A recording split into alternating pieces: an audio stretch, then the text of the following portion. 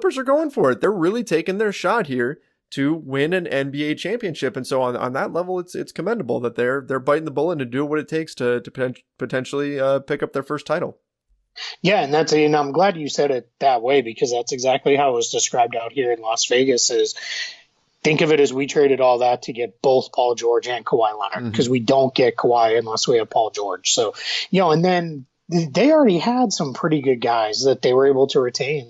Montrezl Harrell and Lou Williams, the two of the front runners. They ended up re-signing JaMychal Green via the room exception. They kept Rodney Magruder. They kept Ivica Zubac.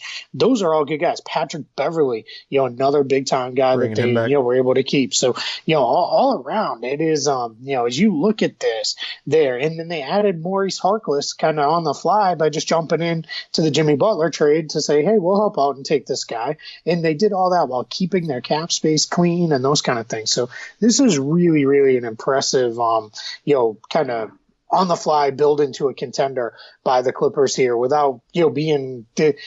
I've heard some people say, well, it's kind of like what Miami did. It is, but it isn't, because they were able to add, it's 2 guys versus 3, but one of them neither one was their own guy, and, all this stuff. So I really, I am super impressed with the team they've put together. I think, it's a good, deep team that really fits together. I'd like to see them get another big with a little more range. But they're going to be in the mix for everybody in the buyout market and, all that stuff now, because just that's, where they're at there. They are absolutely title contenders at this point, which just sounds weird to talk about when it's the Clippers. It really is. I mean, given their history, they've been known as that inept franchise that could just never get out of their own way. You go back to the days of like Michael Olowokandi and players like that, where they could just never seem to get over the hump.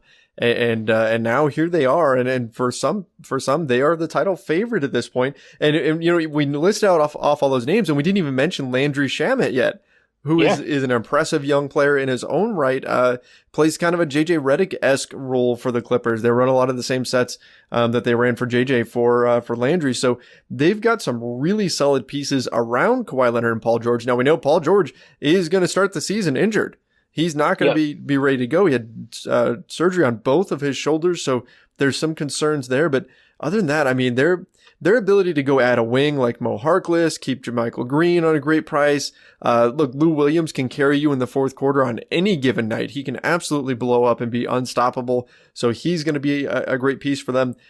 Look, all around, they have got a very, very solid roster. And potentially, if everybody's healthy, that trio of Paul George, Kawhi Leonard, and Patrick Beverly, it is, if not the top 3, probably 3 of the top 5 perimeter defenders in the NBA, which could be absolutely daunting trying to score on. Yeah, absolutely. And then you're going to see lineups with those 3, with 2 of 3 of Green, Harkless, and Harrell. And that's really a group that can switch almost 1 through 5 and, can do all sorts of different things. It's, I can only imagine Doc Rivers is already, kind of, just wakes up every day with a smile on his face, thinking about all the, defensive lineups he can put together, because that is hard.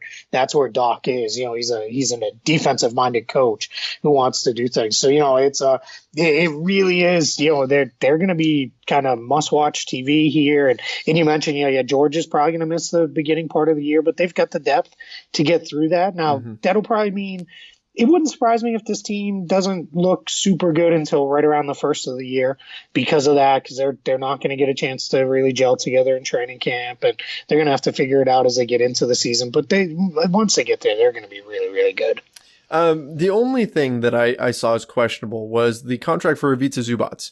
I felt like that was a lot to get, $28 million for 4 years. Now look, there's upside potential there. He's still young, and on a personal level, I like Ivica Zubac a lot. He's a great kid, works real hard.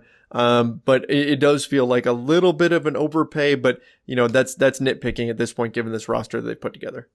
Yeah. When I look at it, $7 million a year for a guy who's only 22, that's fine. And really what you're looking for out of him is 20 to 25 good minutes a night. And with all these other guys who can do so many other things, it's not out of the realm of possibility that he averages, 10, 12 points a game just because of all the attention his teammates are going to draw.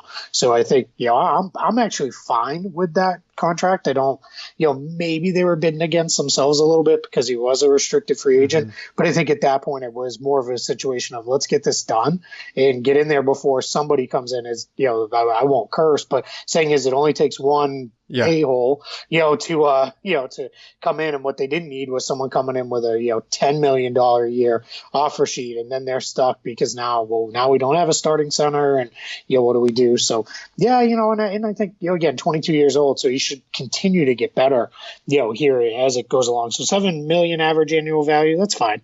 This is a kid who, and just because he used to be a Laker, I've got more of a wealth of knowledge about him, but he was, as a rookie, I got to interview him, and this is a kid who literally taught himself post moves via YouTube. That's what he did as a kid in Croatia. Was he went on YouTube and he watched Marc Gasol and he watched Hakeem Olajuwon. Those were the two guys that he watched, and he would practice all the post moves kind of on his own in his room, and then he'd go out to practice with his team and he'd try them all out, and that's how he's developed his game. And so you got to love a story like that. So obviously happy for Big Zoo.